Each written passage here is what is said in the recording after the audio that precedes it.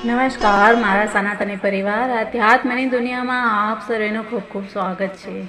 મિત્રો, આપણા હિન્દુ પંચાંગ અનુસાર અષાઢ માસના કૃષ્ણ પક્ષમાં આવતી અમાસનું ખૂબ જ મહત્વ છે। આમ તો પૂર્ણિમા અને અમાસ બંનેનું મહત્વ છે, પણ અષાઢ માસની અમાસનું મહત્વ એટલા માટે છે કે આ દિવસથી વ્રતની શરૂઆત થઈ જાય છે। આ તિથિને દિવાસા તરીકે પણ ઓળખાય છે। આ અષાઢી અમાસને આપણે હરિયાળી અમાસ પણ કહીએ છીએ। અષાઢી અમાસને વર્ષનો ઉત્તમ દિવસ ગણવામાં આવે છે, કારણ કે દિવાસાથી જ વ્રત અને ઉત્સવોની શરૂઆત થાય છે। દિવાસાથી લઈ દિવાળી સુધી તહેવારોની ઋતુ રહે છે। જેમ કે શિવજીનો પ્રિય માસ એવો શ્રાવણ માસ શરૂ થાય છે, જેમાં રક્ષાબંધન, જન્માષ્ટમી જેવા ઉત્સવો આવે છે।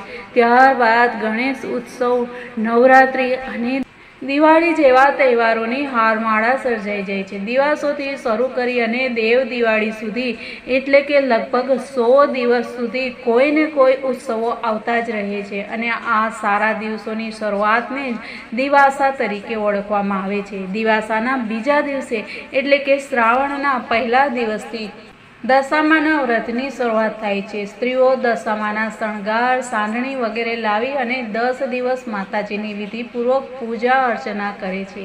દિવાસાના દિવસે એવ્રત અને જીવ્રત એમ 2 પ્રકારના વ્રત થાય છે। નવપરિણીતાઓ એવ્રત અને મોટી ઉંમરની મહિલાઓ જીવ્રતનું વ્રત કરે છે, એટલે કે એવ્રતના 5 વર્ષ પૂરા થઈ જાય ત્યાર પછી જીવ્રત છે એ જીવનના અંત સમય સુધી જીવ્રત કરવાનું હોય છે।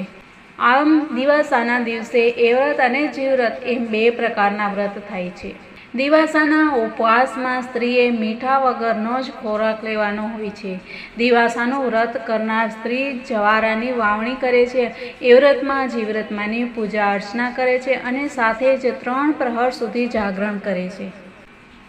અને શિવ ભક્તો છે એ શિવજીને પ્રસન્ન કરવામાં જ વ્યસ્ત હોય છે, કેમ કે શિવજીને ભોલેનાથ પણ કહેવામાં આવે છે, કે જે ખૂબ જ જલ્દી પ્રસન્ન થઈ જાય છે। અને આપણા બધા જ તહેવારોમાં આપણે માતા પાર્વતીને અને શિવજીને સૌભાગ્ય માટે પ્રાર્થના કરીએ છીએ, પુત્ર સંતાન માટે પ્રાર્થના કરીએ છીએ, તો બધી જ મનોકામના છે એ માતા પાર્વતી અને શિવજીની કૃપાથી પૂર્ણ થાય છે। તો આ રીતે શિવજીની ઉપાસના થાય છે, અને આ શ્રાવણ મહિનામાં ઘણા બધા વ્રતો અને તહેવારો આવે છે। તો મિત્રો, એના માટે તમે આ ચેનલ સાથે જોડાયેલા રહો, કેમ કે આ ચેનલ પર દરેક વ્રત અને તહેવારની જાણકારી આપવામાં આવે છે। અને ત્યાર પછી ગણપતિ બાપા મોર્યા, ગણપતિનો તહેવાર આવે છે। ગણપતિના 10 દિવસ સુધી ધામધૂમ હોય છે, અને બધા જ ગણપતિને રીઝવવામાં પડી જાય છે। ત્યાર પછી આપણે પિતૃઓની પૂજા કરવામાં આવે છે શ્રાદ્ધ પક્ષમાં, કેમ કે પિતૃઓના આશીર્વાદ પણ ખૂબ જ જરૂરી છે।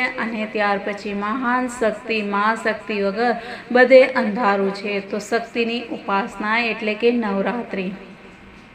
તો નવરાત્રિમાં ખૂબ જ ધામધૂમથી આપણા સનાતન ધર્મમાં ખૂબ મહત્ત્વ છે, અને બધા ભાવથી, પ્રેમથી ઉપવાસ અને સામર્થ્ય અનુસાર શક્તિની ઉપાસના કરે છે। અને ત્યાર પછી દિવાળીનો તહેવાર આવે છે। આ રીતે 100 દિવસ કહેવામાં આવે છે, અને આમાં ઘણા જ તહેવારો આવે છે। તો મિત્રો, આ બધા જ તહેવારો છે એ આપણને પરમાત્મા સાથે જોડાયેલા રાખે છે, અને એ ખૂબ જ જરૂરી છે, કેમ કે અત્યારના આ કળિયુગ ચાલી રહ્યો છે, અને કળિયુગમાં આપણો એક જ આધાર છે, અને એ છે નામ સંકીર્તન। આપણે પ્રભુ સાથે, પરમ શક્તિ સાથે જોડાયેલા રહીએ અને આપણું કલ્યાણ કરીએ। તો મિત્રો, મળીએ આપણે આવતીકાલે। ત્યાં સુધી બધાને જય શ્રી કૃષ્ણ, રાધે રાધે, ભારત માતાની જય।